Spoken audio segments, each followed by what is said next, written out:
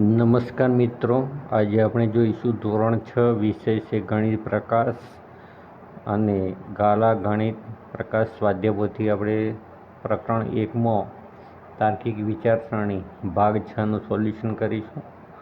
આ પ્રકરણનો આ છેલ્લો વિડીયો છે. અહીંયા પ્રકરણ પૂરું થશે. તો અહીંયા જે છેલ્લો પ્રશ્ન છે તાર્કિક વિચારસરણી, એમાં જે આપેલા છે એ દરેકને આપણે ગણતરી દ્વારા સમજીશું. તમને અમારા સોલ્યુશન ગમે તો લાઈક, કોમેન્ટ અને શેર કરજો, તેમજ ચેનલને સબસ્ક્રાઈબ કરજો. Thank you so much. તો મિત્રો, અહીંયા વિધાન આપેલું છે એ કે સંખ્યા શ્રેણી 8, 15, 22, 29માં પછીનું પદ 36 છે અને કારણ આપેલું છે આર. સંખ્યા શ્રેણીમાં આગળના પદમાં 7 ઉમેરતા પછીનું પદ મળે છે. તો આમાં જે ઓપ્શન આપેલા છે A, B, C, D, એમાં કયો ઓપ્શન આપણને લાગુ પડે છે એ ઓપ્શન આપણે ટીક કરવાનો છે. તો પહેલાં તો અહીંયા સંખ્યા શ્રેણીમાં આગળના પદમાં 7 ઉમેરતા પછીનું પદ મળે છે, એટલે કે આપણે 7 ઉમેરી જોઈએ. તો આ જે કારણ આપેલું છે એ કેવું છે આ શ્રેણીના સંદર્ભમાં તે આપણે જોઈએ. તો 8માં 7 ઉમેરીએ તો મળશે 15. 15 ને 7, 15 5 20 ને 2 22 થશે. 22 ને 7 કેટલા થશે? 29. તો અહીંયા જે આ કારણ આપેલું છે કેવું છે? કારણ ખરું આપેલું છે, એટલે કે એ અને આર બંને સાચા છે અને આર એ એની સાચી સમજૂતી છે. તો અહીંયા જવાબ શું આવશે? એ અને આર બંને સાચા છે અને આર એ એની સાચી સમજૂતી છે. તો મિત્રો, અહીંયા જવાબ આવશે એ ઓપ્શન રાઈટ છે, કેમ કે એ અને આર બંને સાચા છે અને આર એ એની સાચી સમજૂતી છે. કેમ કે દરેક પદમાં આપણે 7 ઉમેરતા તેના પછીનું પદ મળે છે. હવે આપણે 29માં 7 ઉમેરીએ તો 36 થાય છે, બરાબર. એટલે કે જે ને અહીંયા પછીનું પદ 36 છે, તે 29માં આપણે 7 ઉમેરેલા કેટલા મળે છે? 36. 29માં 7 ઉમેરેલા આપણને 36 મળે છે. એટલે કે વિધાન અને તેનું કારણ બંને કેવા છે? ખરા છે. તો મિત્રો, અહીંયા વિધાન એ આપેલું છે કે 1, 2, 4, 8, 16 એ બેકી સંખ્યા શ્રેણી છે. તો અહીંયા બેકી સંખ્યા છે કે નહીં આપણે જોઈએ. તો 1, 2, 4, 8 અને 16. તો અહીંયા જે 1 છે બેકી સંખ્યા નથી, એટલે વિધાન એ કેવું છે? ખોટું છે. વિધાન એ ખોટું છે. અને કારણ જે આપેલું છે 1, 3, 9, 27, 81 3ની ઘાતનો ક્રમ છે. તો 1 ને 3 સાથે ગુણીશું એટલે 3 × 3, 3 ને 3 સાથે ગુણીશું તો 3 તરી થશે 9, 9 ને 3 સાથે ગુણીશું તો 9 તરી 27, અને 27 ને 3 સાથે ગુણીશું તો થશે 81. એ 3ની ઘાતનો ક્રમ છે. આ 3ની ઘાતનો ક્રમ છે. તો એ કેવું છે? ખરું છે. પણ આ જે બેકી સંખ્યાવાળું છે કેવું છે? ખોટું છે. એટલે કે અહીંયા જવાબ આવશે એ ખોટું છે પણ આર સાચું છે.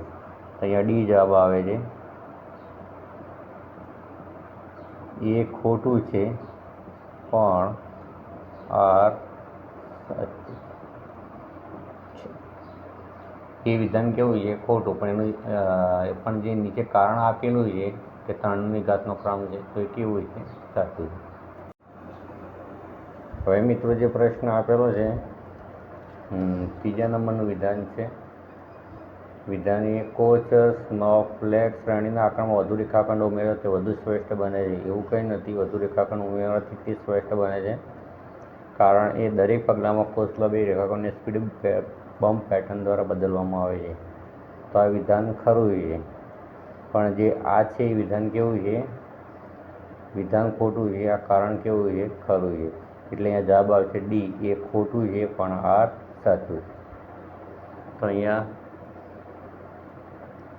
અહીંયા શું લાવવું પડે, કેમ ખોટું છે? તો દરેક પદ 4ની ઘાતના 3 ગણા છે. 4ની ઘાતના 3 ગણા છે. દરેક જે પદ છે તે 4ની ઘાતના 3 ગણા હોય છે કોષ્ટનો પ્લેટમાં. અહીંયા જવાબ આવશે ડી. અને છેલ્લે છે કે વિધાનીય કે ત્રિકોણીય સંખ્યાઓને ત્રિકોણાકાર પેટર્નમાં બિંદુઓ ગોઠવીને દર્શાવી શકાય છે.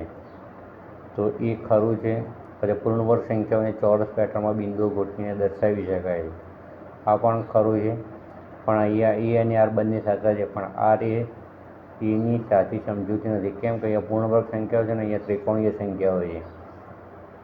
એટલે જે પૂર્ણ વર્ગ સંખ્યાઓ છે, દાખલા કે 4, તો 2ની 2 ઘાત 2 દુ 4, તો એને ચોરસ પેટર્નમાં ગોઠવી શકાય. 2 2 ઊભી લાઈન ને 2 આડી લાઈન. પણ ત્રિકોણીય સંખ્યાઓ છે ને એક ટપકું, પછી 2, એના નીચે 2 ટપકા, એના નીચે 3 ટપકા, એના નીચે 4 ટપકા, એ રીતે ત્રિકોણ સ્વરૂપે દર્શાવવામાં આવે છે. તો પૂર્ણ વર્ગ સંખ્યાઓને અહીંયા ત્રિકોણીય સંખ્યાને કોઈ લાગુ પડતું નથી. તો પહેલાં તો આપણે ત્રિકોણીય સંખ્યાઓ અને પૂર્ણ વર્ગ સંખ્યાઓ સમજી લઈએ. તો ત્રિકોણીય સંખ્યાઓ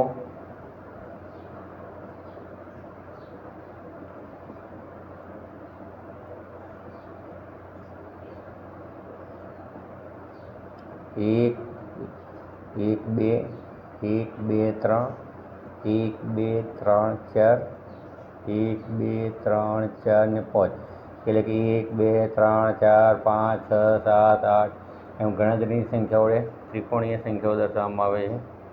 હવે પૂર્ણ વર્ગ